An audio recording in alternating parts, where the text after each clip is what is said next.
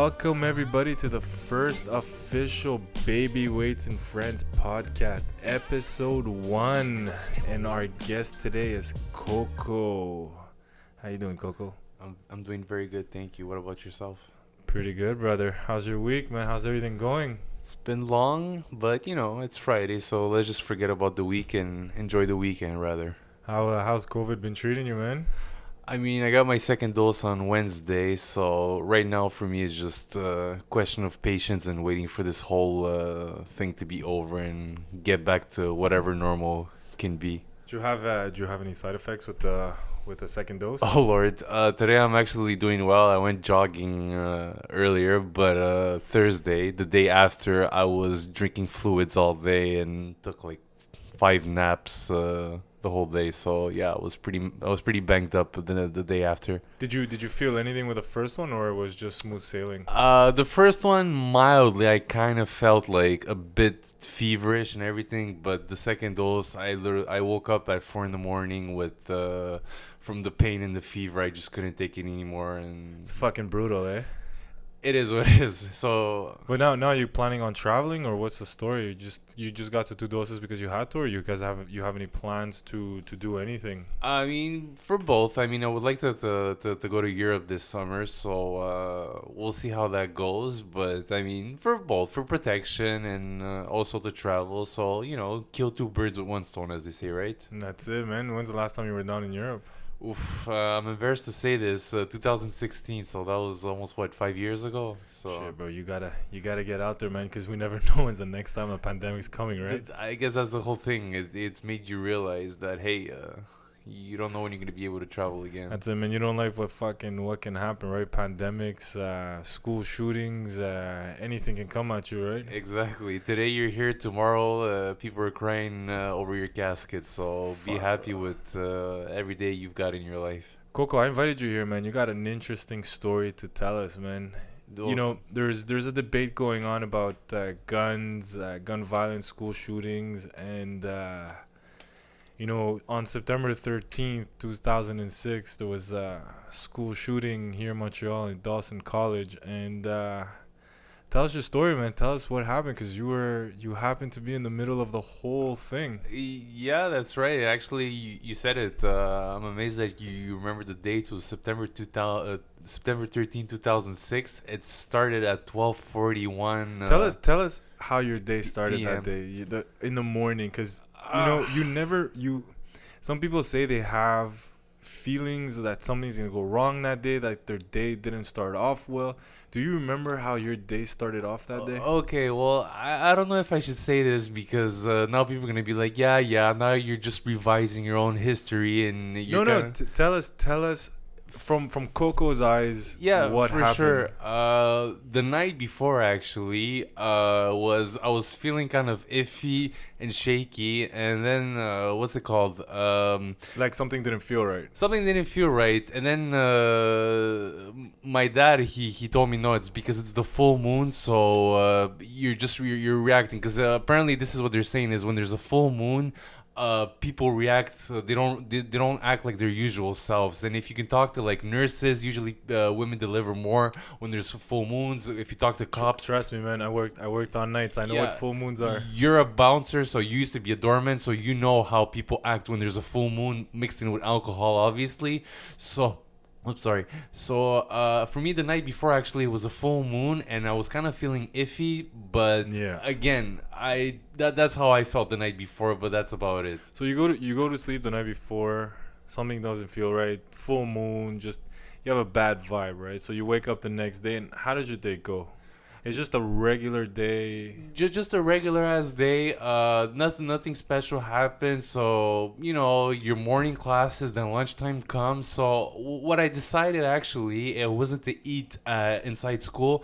Across from where I went to school, Dawson College, it was a shopping mall. So what I decided was like, you know what? Let me go eat at the shopping mall. So just to give people an image of Yeah, where go ahead. Dawson is on a street where there's the school, and right across the street from the main entrance there's a mall, and inside there's a food court, right? Exactly. Okay, and then you decided to go to the food court. Food court, to eat. exactly. Around what time was this? This was like what, 12 o'clock, 12:05, so Okay. 12:10, something like that. Early noon, at the beginning of noon. So then you finish lunch and you head back to, you had class, or tell us what happened. If I'm not mistaken, like, look, it was almost, what, 15 years ago? So if I'm not mistaken, I had class at 1 o'clock. I think that the name of the teacher was Miss Professor, I should say, Chaukowski. Mhm. I was at 1 o'clock. Now, here's the thing. I remember going back to school, and then I got off. I think it was on the third floor, and I was walking down the hallway, and then I realized, and I was at that school for like a year and a half, and every fucking time I always got off on the wrong floor. I always screwed up on the floor. So as I'm walking down the hallway, I'm like, oh shit, I screwed up on the floor again. Yeah. So I turn around, and as I turn around, I just hear popping sounds, you know? Like you didn't know that this was gunfire at this point. So at this point, the shooter had already walked into the school. Exactly. And we're not gonna mention his name because we don't want to give him any type of credit. I spoke to you about this before, fair enough. but I do not want to mention the character's name. But he walked into the school, and started to open fire. And did it sound like gunshots to you, or it sounded? Because you were not on the main floor where this was going on, right?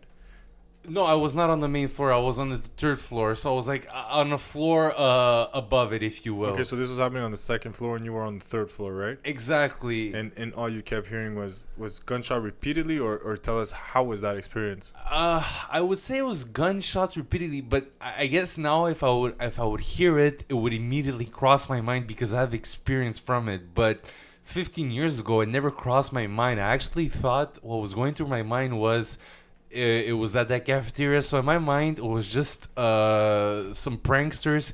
He lit some firecrackers up, Yeah. and because of the panic effect, people started screaming. But I didn't take it seriously per se. So what happened next? You're on the second floor. This guy is going off shooting. And had he wounded anybody, or you had no idea what was going on? I had no idea what was going on. He was on the second floor. I was on the third floor. But maybe I should explain this. Yeah. While I was walking back from the third floor, actually, there's kind of like, I don't know how you want to call it, kind of like a balcony overlooking the cafeteria from the second floor. Okay. And as I'm walking there, all I see are like two cops saying, they're pointing at the guy. Drop your fucking gun. Drop your fucking gun. So this is when it really got real for you. This is the point where you're like, holy shit, I can't believe this is happening, right? Or are you still not processing what's going on? I was still not processing, and in my mind was, I kind of got a sense that yes, but in my mind was just like, how can I say this? It was maybe like something like a street gang, like a guy that, like, you know, he had a gun and they were just telling him, like, de-escalating. Maybe it was like one of those like street gang conflicts. The one guy who goes to another to like shoot him, Yeah. and then cops show up really quickly, and then sort of like that. But it never crossed my mind that there would be a guy with a semi-automatic rifle Shooting at a bunch of people, like. That's insane, man. Yeah, so were you able to see the shooter where you were from, or just the police? I was just able to see just the police, Mm-hmm. to be very transparent. And as I looked by, it literally happened in the space of like 5 seconds, if you will. Like, I just remember the cop, like, he saw us like looking from the balcony, and he's like, "You guys get the fuck out." So as he's saying that, and this is where like it gets really crazy, I just remember, because where I was standing, right behind me, there was people like those, how can you say this, those automatic escalators, exactly. So there was people running up, and there was people going up. So there was kind of like this panic effect. So the cops told everybody, as they were trying to subdue the shooter, they saw you guys on the balcony looking over, curious, and they told you guys to just get the fuck out. Yeah, right? exactly. And then everybody just started running for the escalators. Yeah, exactly. Even people from the second floor, everybody was just going nuts, you know? Just trying to get the fuck out of the way, right? Yeah, pretty much, exactly. So And then what happened after that? So I just remember, like, I didn't have anywhere to, because there were so many people, everything was blocked. So my only way, and the thing is, you didn't know how many shooters. There was such a panic effect that, you know, like, even later on, we could get to it later, but Yeah. like, it turns out there was just only one shooter, but back then, like on You that didn't day, know. people thought maybe there was like an organized group thing, you know? Well, from being outside, right? We were not believing what we were hearing, right? Yeah. Dawson shooting, and then they were saying it was multiple shooters, and then we heard all the cops were racing to the downtown area to stop a shooter in Dawson College. Nevertheless, I'm not gonna spoil the story, but you tell us what happened after everybody started running up the escalators. For sure. So I had nowhere to run. So pretty much what I decided was I only had one way to go, and I was up the escalators. So where I would go on the fourth floor, where you wouldn't have any visibility on the second floor, where all of this was happening. So as I'm running up, I just feel like a burning sensation hit me in the face and one in the forearm. So it was 2 bullets. And so you're telling me as you were running away, 2 bullets managed to get you one in the face and one in the arm, right? Where did you get hit in the face? So right where you have the bone right above your eye, as in where you have the eyebrow hair. So right in the eyebrow, right? Exactly. If I remember, you had stitches right above your eye. Exactly. Just millimeters away from your actual eye, man. Yes, that's what the doctor told me. He told me, yes, you're extremely unlucky for whatever happened to you that day, but regardless, you are lucky, fucking man. lucky. And then the other one was in the arm, right? Yeah, exactly, in the forearm. So, do you know who shot you? Was it ricochet from the police shooting at the shooter, or the shooter just fucking blazing everywhere? From was what it ever determined? I think if I'm not mistaken, it was actually from the shooter. He had one of those semi-automatic rifles, so it was actually from his gun that. And if I remember, you showed me where you got shot, and just the space where the bullets came from were just a size of how could we describe it? Like a shoebox, if you will. Yeah, the size of a shoebox is the size where the bullets went through and hit you, one above the eye and one in the arm, man. Yeah. And then what happened after that? How did you guys get out of the school? Well, what happened was, and maybe just to add to this, to continue on this, was I just remember, and this is when panic kind of took me over, is that I just looked down, and in the space of like 2 seconds, I looked down and my clothes were drenched in blood. And the thing is, where I was shot at in the face, it swelled up so badly immediately. I couldn't, and that combined with the blood, I couldn't see anything from my left eye. So I panicked. Insane, man. Like I thought I lost my left eye. Yeah, no shit. It's full of blood. Yeah. You can't see anything. You think you're going blind. You're in panic mode. Bullets are flying. In that moment, was adrenaline just coursing through your body? You have no idea what the fuck is going on. You just want to get the fuck out of there, right? 100%. I had no idea, and as I got on the 4th floor, there was just like. It was a group of girls. They just looked at me, and this is where I kind of freaked out even more. Yeah. They looked at me, and they were just shaking. They were screaming, "Oh my god! Oh my god! Oh my god!" Looking at my face, and I had no idea what was going on. And you just want to get the fuck out of that place. I just want to get the fuck out. And the thing is, I had one of my friends.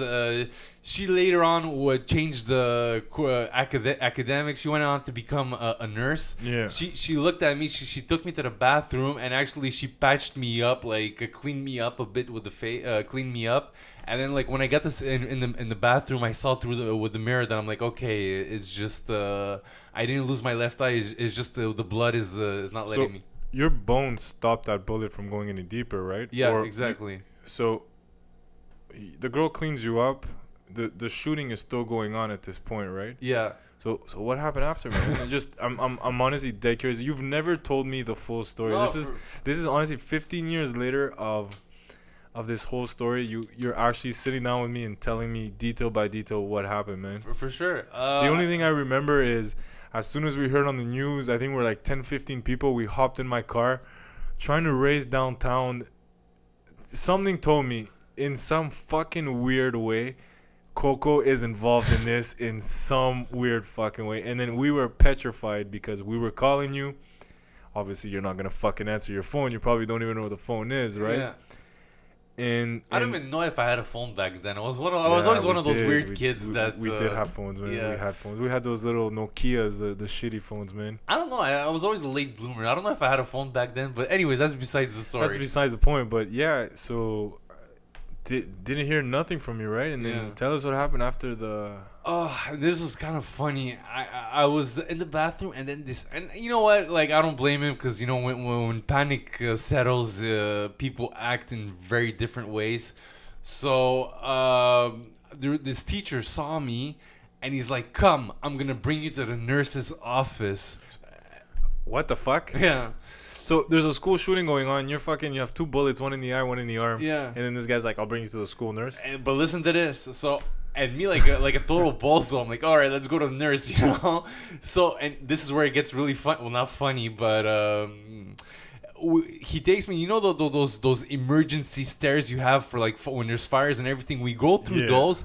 And where does he bring me to the nurse's office? On a fucking second floor where the whole thing is happening. Shut up. And then I look at him, and you know, I was like, "What? You think what? The nurse is wondering why her 12:45 appointment didn't show up? No, she's she jumped out of the window. So then he's like, "Oh yeah, you're right." And finally, we're already at the emergency stairs. So we walked out of the school, and I managed to go inside an ambulance. So when you got out of school, they had already killed the shooter, right?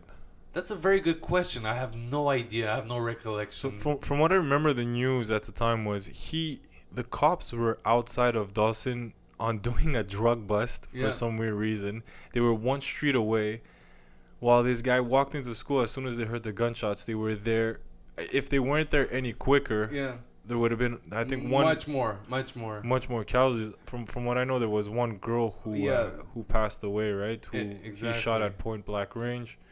So, get into the ambulance, you go to the hospital, and they remove the bullet in the arm. But Coco, when did it sink in that you were in a school shooting, you got shot? Tell me, bro, how? Because I remember you afterwards. It didn't really hit you right away. You were still the same guy after the school shooting. When did it really hit you? When did the fact saying, "Shit, man, I almost fucking died, I almost lost my eye"? When did that hit you? I don't. That's a good question. I just remember for what's it called, the week after that, I just remember I would go to bed and I would always hear like the screams at night, you know, from PTS, post-traumatic stress. Yeah, but I guess like the thing is, I'm one of those types I would always joke around, so I'd always hide it. So you used humor to cover what really happened, right? Exactly. But I do remember, like, now if I have to look at things retrospectively, like 15 years behind, I was not myself, you know. I started doing things that you know, I was just not myself. I was not happy. I remember especially looking back at things, especially late August, early September. Mm-hmm. I just realized now things, I guess it's a thing of the past, but my mood always fucking changes at that period of the year. I would have nightmares, and like I just noticed how I would have mood swings and everything. So I changed. Like I would also abuse a fucking coffee. Like I am not to say that now I'm not a heavy coffee drinker, but back then it was just like something to keep me. But you never relied on substance abuse to cover the post traumatic stress after an event like this, right? You never did any type of drugs. Well, anyway, marijuana is not a drug, bro. Yeah. But what changed in your life after that, man? Like, who was Coco before and who was Coco after? Were you big on the anti-gun movement? Did you blame guns for the issue? Because you know I own a bunch of guns, right? That's fair. Yeah. I'm a huge gun activist. I have no problem with that. But how do you feel towards weapons after the incident? Like, are you against? Should we ban all guns? Well, was it the problem of the guns? Was it who do you blame for this? Hold on a second now. I mean, and we've been friends for God knows how many years. You have guns because you go with your dad to go hunting, you know? Yes. Now, I'm not going to get into the whole debate about animals and hunting. That's besides the That's point something of the, we're never gonna talk about. No, we're not going to talk about that, and I don't want to piss off half of the vegan world. That's so, it, right? No, and that's fine, you know? But I don't know. Like, now I look at things 15 years down the road, and if anything, I feel sorry for the guy who did the shooting. I mean, for me, like, I have more empathy for him. I don't feel any anger towards him. Like, for Do me, you forgive him? Yeah, That's a very important question. Do you forgive the guy who shot you? yeah. I forgive him, and like, if there's an afterlife, and if I get to meet him, I just like to. You'd like to know why? Yeah, I would like to hug him and just tell him, okay, bro, let's sit down for like a coffee and like. I feel bad. Like, yeah, dude, think about it this way. Like, when I was 9, this guy was 25 years old when he did it. 25, 26.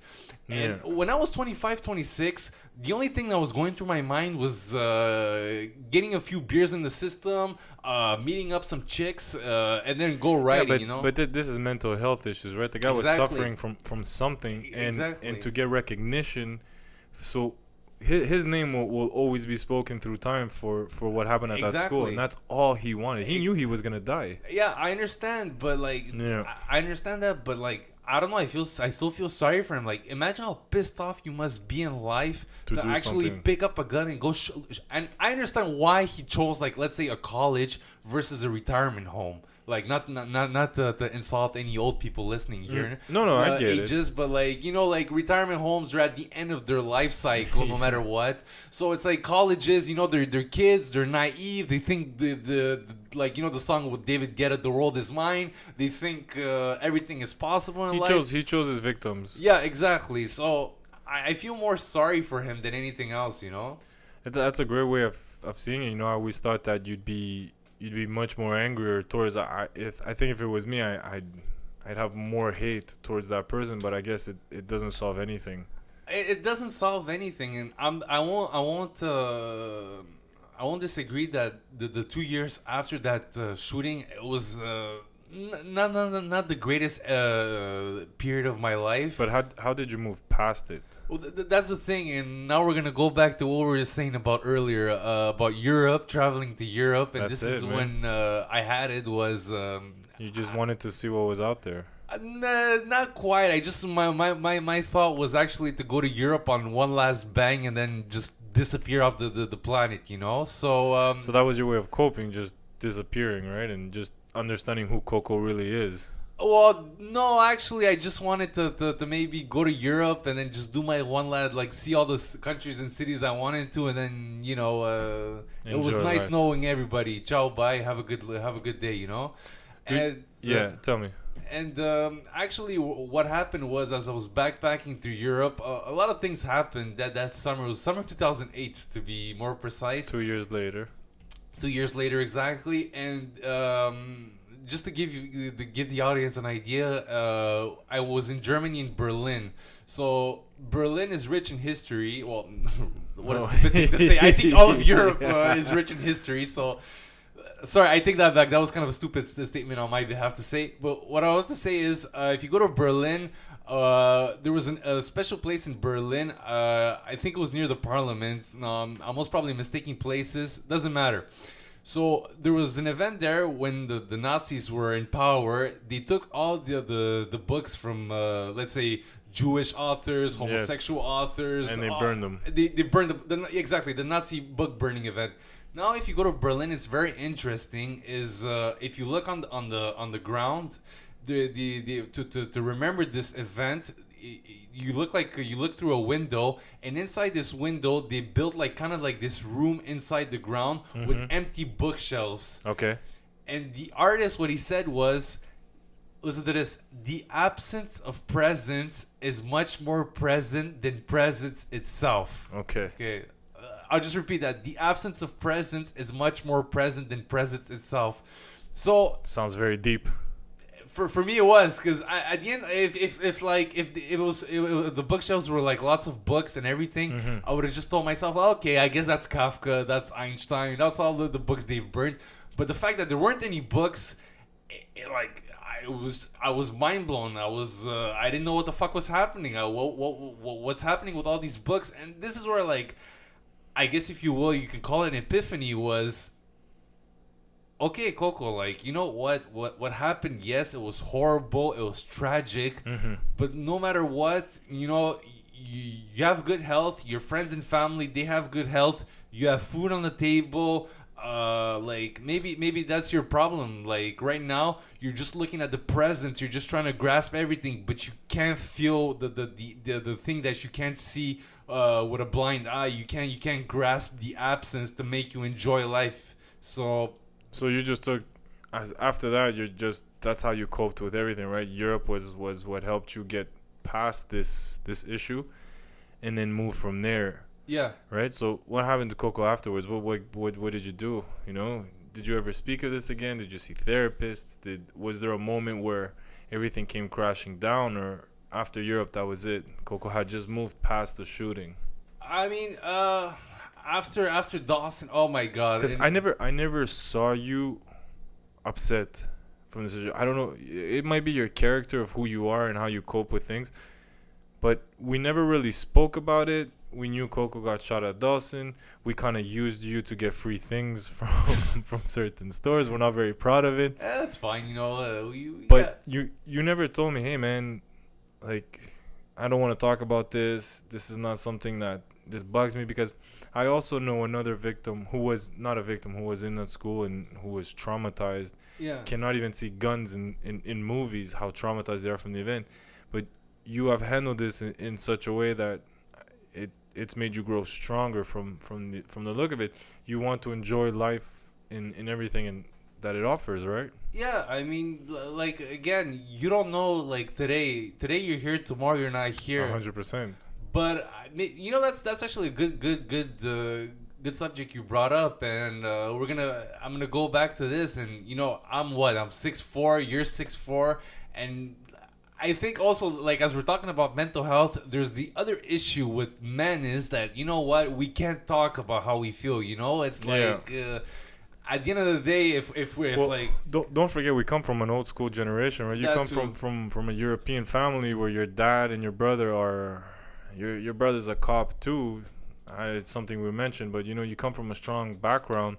And me, my father's from the village. You know, my grandfather and my uncles everywhere were very strong built. So it was never something we spoke about emotions. You know, I just never turned around and say, Coco, how you feeling? You need a hug? I give you a hug. I'm going to hug you now. Is that all right? Yeah. You know? But I saw you cope with it fine. You know, you traveled. You did things that made you happy. And my curiosity is, did this event ever during these 15 years come back to haunt you? Did it affect your life in any kind of way? Listen, I mean, yeah, I even to this day, I mean, I did seek therapy, and did it help? It did help, and I still, like, I've always been an anxious person from, like, childhood, so I guess with Dawson, it just amplified my anxiety even more. So with like now, I still see it even to this day. Like when I go inside a shopping mall or like large crowded places, I always have an exit strategy no matter what. I guess it amplified my survival instinct, where as soon as I walk into a place, like, I'm gonna analyze everybody from like A to Z, see who are the suspicious characters, see where the exit doors. I'm gonna already plan out a scenario in my mind, just in case shit goes down. I know what to do and everything. But the funny thing is, it's such a freak event because we normally don't get things like this in Canada, right? In the U.S., it's more frequent, school shootings and just mass shootings in general. But here in Canada, it's fuck, man. I think we've had 3 in 20 years, 30 years.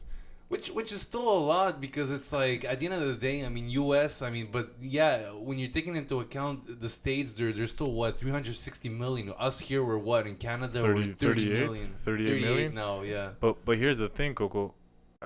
I'm huge on guns, right? Yeah. And for I sure. don't want the government to take away my guns because the government is afraid that I'm gonna go and shoot people Sure. in school. Yeah. How do you feel towards guns, man? I from somebody who comes from a school shooting who has been shot from a crazy guy, do you blame the guns or do you blame the shooter?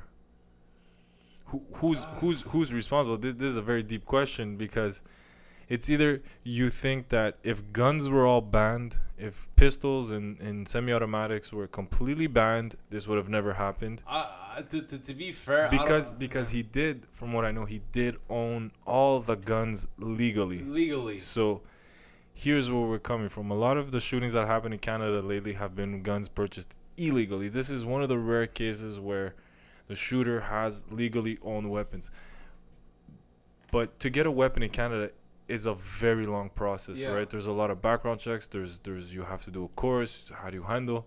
And normally during the course, the instructor is supposed to, look for weird signs. If you're getting a fucking hard on from touching a bullet, then there must be a problem, right? Yeah.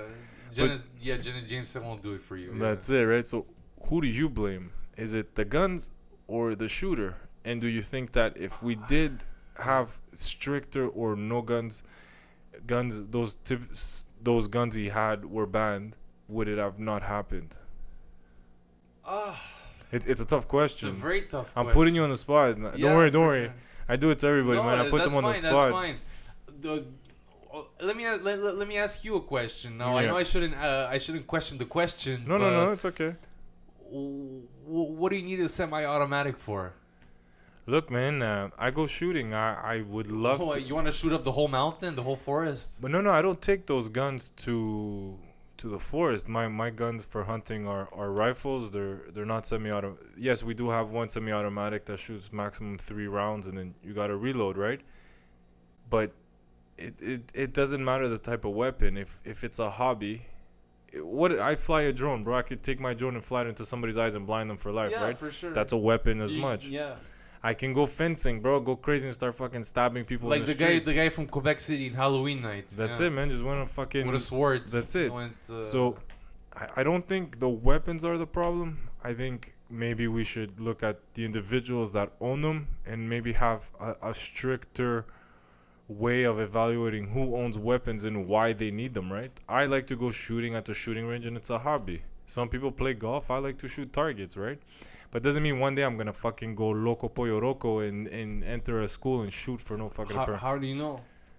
That's the question. How do you know?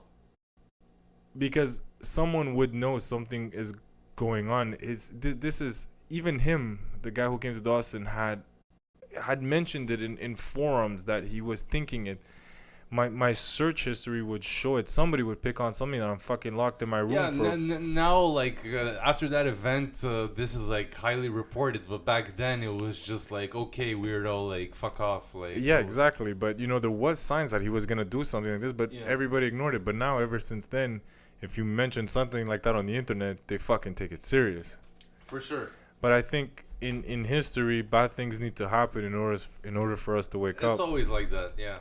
That's the thing. So you have to answer my question now. Yeah, Where do go for you it. stand? Is banning guns the right thing to do, and will it eliminate mass shootings? Not only here, well, in the U.S. where it's more common. You think if they say, okay, now we're banning these specific weapons, it's gonna stop school shootings. You think people won't be able to get guns to commit those crimes if they wanted to?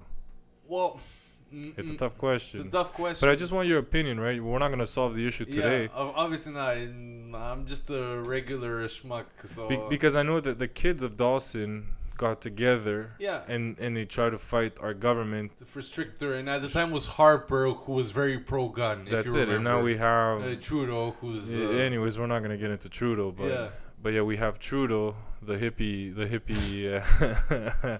prime minister, who is trying to ban semi-automatic weapons, high-powered rifles, and 9mm pistols. How about this? I'll answer this with a joke. Answer. And this was, I think, Chris Rock's special on the last tambourine, or it was something with tambourine on it. Yeah. Was if we ban all guns and we just get someone stabbed, If that guy stabbed 100 people, you know after the second victim, all the rest were dumbass motherfuckers because they had enough time to run away. So I just, for me, I'll be honest right now. I don't know. You put me on the spot, but I just feel like the same thing with the shooter is, you know what? I think it's just like, and again, we're going to go back to Europe. We're going to go back to traveling. I just find like, hey, as a society, can't we just talk a bit more? Like, why can't, we just say, hey, what's up? Or if you're feeling kind of down, you just, let's go have a few beers and everything. And one thing, like, sometimes that's why I love traveling in Europe was, sometimes you just meet like these random people, even when you're in the train or in the bus, you just start talking and talking and talking, and then you know that once you get to your destination, it's so like, you're telling me if the shooter went to Europe first, he'd come back.